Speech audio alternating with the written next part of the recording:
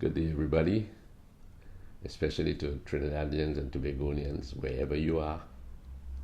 It's going to be a special day. You know that old song that says, I can see clearly now that the rain is gone. It's beautiful outside. It's bright and sunny, but it's also beautiful when it's raining, for we need the water. I'm just an ordinary Trinidadian with an ordinary lifestyle as an ordinary senior. But I have learned that we are a special people. Trinidadians and Tobagonians are special people. And therefore I wish to honor our country folk in this little presentation. Years ago I read a book written by a Russian author. It told the story of a Siberian labor camp. This particular man, it was called The Day in the Life of this particular individual, one day, and it was remarkably written by this Russian author, and he detailed all the events that happened in the course of that day. Excuse me.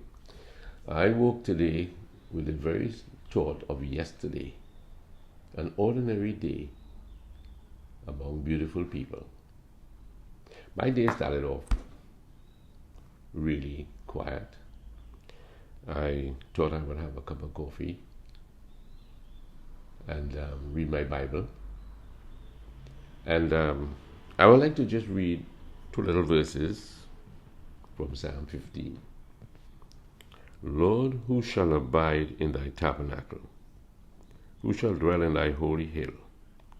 He that walketh uprightly, and worketh righteousness, and speaketh the truth in his heart. He that backbiteth not with his tongue, nor doeth evil to his neighbor, nor taketh up a reproach against his neighbor. But I read that, I thought, if we as citizens of this country could walk uprightly in whatever endeavor we have at hand, we'll make this country would really improve if every individual in whatever occupation could just walk uprightly, be honest, speaking no ill. Then we would go ahead, leap and bounds, as they say.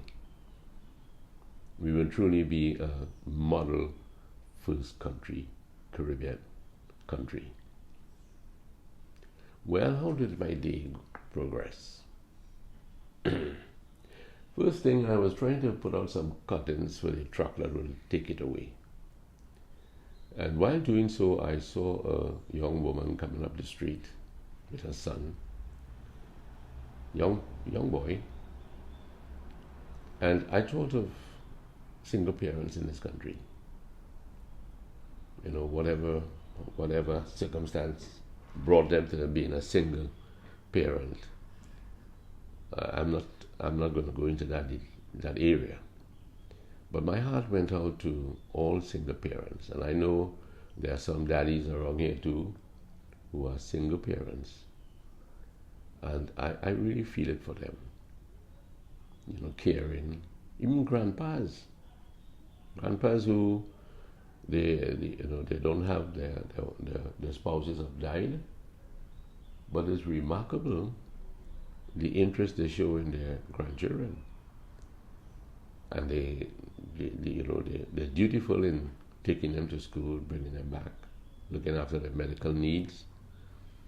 It's a wonderful thing. And I thought of this young woman, having to taxi it out.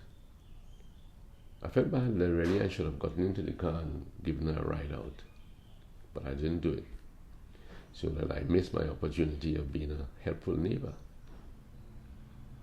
Then as the day progressed, I thought I better get some breakfast to Louise. She likes to sleep late.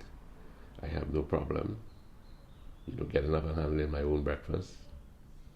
I can't vouch for making lunch. I can't vouch for doing lunch. When we got married back in 71, for 1 year I cooked, I made breakfast, I had lunch, I took care of our first daughter, and I worked from 2 to about 10 in the night. And that was a cycle for 1 year. And then we moved later, 4 years later, we moved to Trinidad City. So I'm not good at the stove anymore, beyond an egg or bacon frying or whatever. Anyway, I took her breakfast. She was happy for it. And it gave me more pleasure, I think, to see her enjoy it than she actually enjoyed the breakfast. Then we decided to clean up the house a bit. And then, I like to think that in this home we don't have duties, special duties for each of us. Whatever comes to hand, we just do it. Except the cooking, of course, as I said.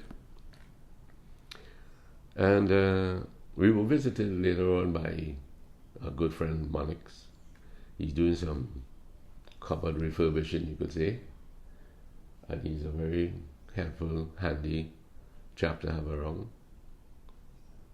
He's very meticulous. He's very precise with what he's doing, so I kind of keep out of his way. I'm not a tradesman by any means. So anyway, then I went down to see a young woman running a hardware just in El Dorado. She's been gracious to take our books, Lyndon and mine, The Ghost of Cora, and Lyndon's books, Boy Days and Men and Misfits. And she has been doing a nice job of pushing it off. Her workplace is along, as you pass Cora Road, on the left there's a specialist home store, a hardware store.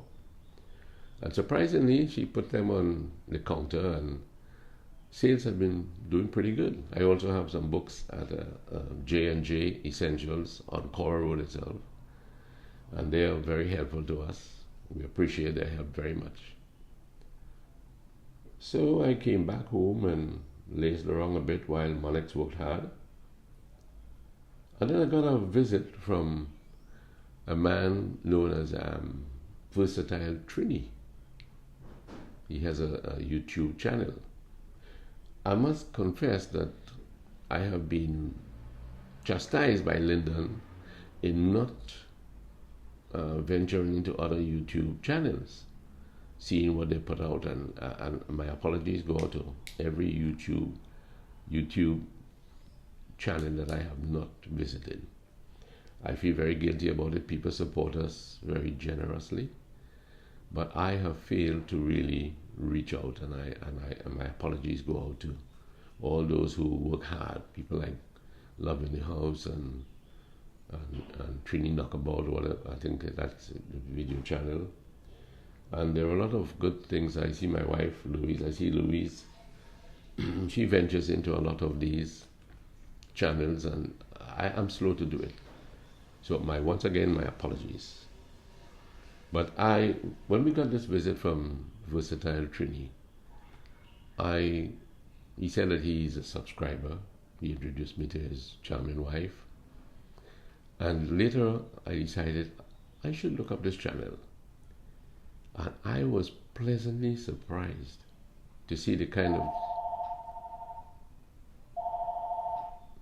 That's the phone ringing, of course. What do I do about that? Who can you get that? I was pleasantly surprised. Thank you, Louise. Oh, no. That's part of the ordinary day. Okay, Louis got it. So I was pleasantly surprised that Versatile Trini has been taking us, me lately, on wonderful tours. Wonderful tours of Trinidad. The first one I saw was Mocha in Maraval. And that's a beautiful venture Versatile Trini has entered into. Do you know what it will cost you and I What it will cost you and me, is it? What it will cost us? Oh my. You know what it will cost us to make this journey? To visit places in Trinidad? And here it is that Versatile Trini is taking us into Montcoco, into Trin City, into, up the highway. I worked with a girl in print at the time, a publishing company. And Louis?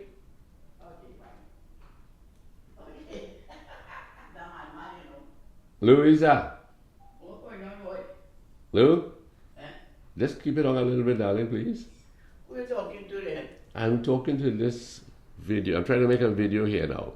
Now, here's my charming wife, Louise. Oh God, this is my morning face. That's her morning face. This is what I really look like. This is what you... come on, let people see your face there. Oh my, that's a face I have to put up with every morning. But don't worry. Straight from the bed. After a cup of coffee, it's going to shine. That face is really going to shine. Lyndon said to call him, man. Yeah, thank you very much. Yeah. This part of the ordinary days. Yeah, I got to call Lyndon in a while. Can I do something, Louise, will you? I told him. Thank you. So, what was I? Versatile Trini. Oh yeah, this girl. This girl worked with me at Imprint.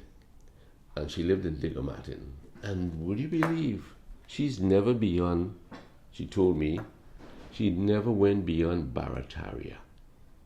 There are people who don't even know San Fernando in this country. So when I observe the work that Versatile Trini is doing, I think that people should be grateful that you can sit in your home, sit anywhere, as a matter of fact, and pull up this channel, and you're being driven around up the highway into areas that you would not ordinarily go to, but you'll pay a tidy sum for. You'll pay a tidy sum to see these places. So there are people out there, YouTubers, who are really doing fantastic work. We are not really food YouTubers. We don't really go off on the food segments. But we do enjoy things we see. People who venture, like I think there's this guy called Vidish. And there are people who show us their little birthday celebrations. And they're keeping the country alive with ordinary work, but meaningful, extraordinary contributions. And this is really what I like. So I was glad that Curtis dropped in and introduced me, you could say, to that Versatile Trini channel. I'm grateful for that.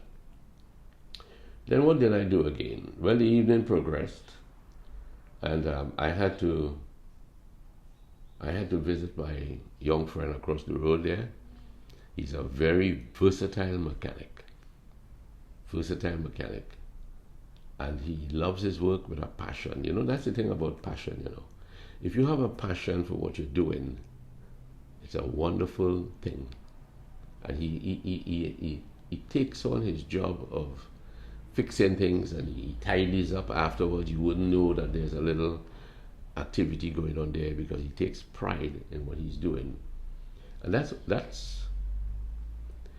a touching part about our country. If we take pride in what we're doing, we're going to succeed at having a very good country. But while I was sitting there, watch him at work, there was this radio program going on. And I was flabbergasted to think of some of the topics that were being aired. The subject really was about sex and relationships. And the hosts of that show, or the hosts of the show, they were trying to, I don't know what was the point of it, but it seems to be a popular program And for the like of me, I don't know that it will do us any good as a people to build morality. Morality. And the strange thing about it is that callers were coming in and they were airing their views openly about the subject. None of them approved. But I'll tell you what it goes back to. In the days of the Express, when I worked there, especially with the evening paper, a lot of young women would come in, want to have their photograph taken, and they would be desirous that we could do a little story about them and their desire to be a model. To be a model. And there was this particular photographer who brought what you would call a proof sheet. It's not like the digital style we have now. This was a set of little pictures showing all along the line. And you could look at it and you could tick off the ones that you want. And this guy came to me, this photographer came, and he said he wanted me to promote a certain young woman. And I said, okay, bring the proof for me and let me see it. And when he brought it, now remember this, the topic is this. These young girls want to be models in our country. A photographer once said to me, if you want to pick up a girl in Port of Spain, all you have to do is walk with a camera on your shoulder, and they like to take their picture. They like to have their pictures taken. From there it goes to a date and wherever it will skyrocket to. I thought that was so cheap, to actually go hunting. This wasn't an animal you're hunting. This is a human being with a potential for great integrity, and you're hunting a woman in this fashion.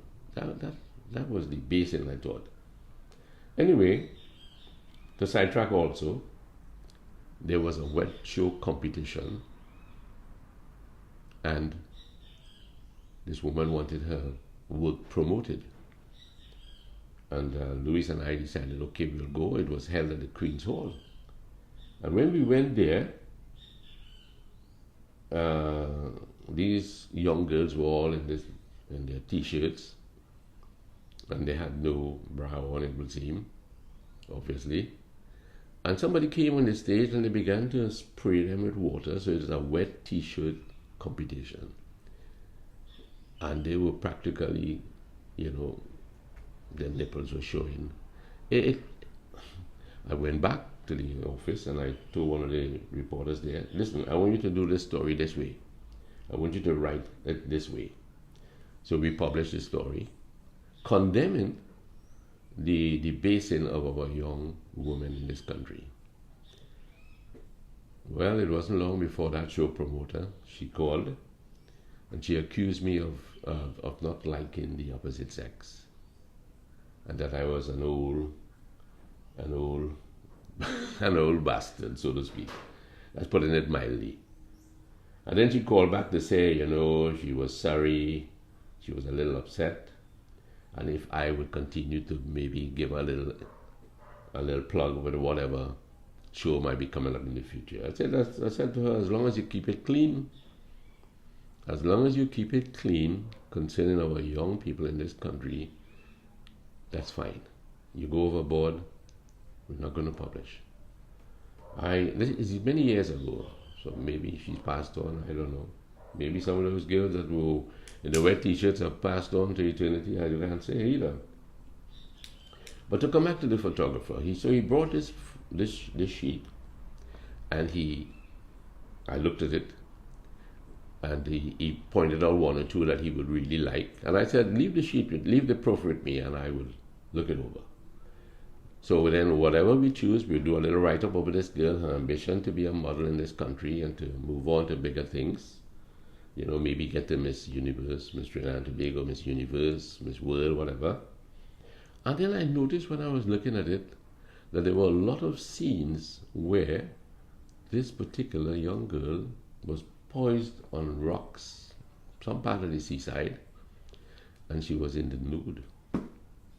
So I called him And I said, listen, my friend, what are you doing to these young people? What are you doing to our young people in our country? Just for a little, a little double column photograph, you're sinking them. This is how you get by.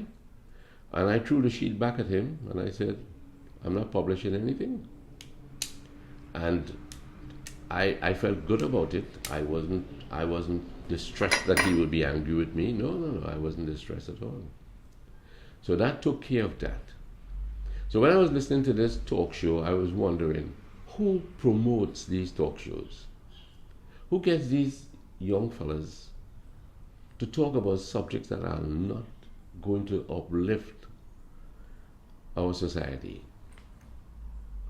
Our societies are really struggling for morals, struggling to stay above board in decadence. But we want to have a good thing. So my day ended with a bit of black cake coming from Tobago. And now I think I will just close this session. So this has been an ordinary day in the life of an ordinary family. And I long that today you're going to have a great day. Don't forget, keep the morals up, do what is right, walk uprightly, and things should fall in line and our country will improve. So when I switch this off, you're not going to see me drinking coffee, and Louis is going to expect one. So until